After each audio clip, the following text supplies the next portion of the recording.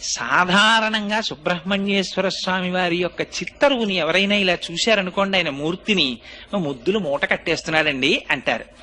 ఎంత అందంగా ఉంటాడంటే ముమ్మూర్తుల వాళ్ళ అమ్మగారి పోలిక. అంటే మరో మాటలో చెప్పాలి అంటే పార్వతీదేవి పోలిక.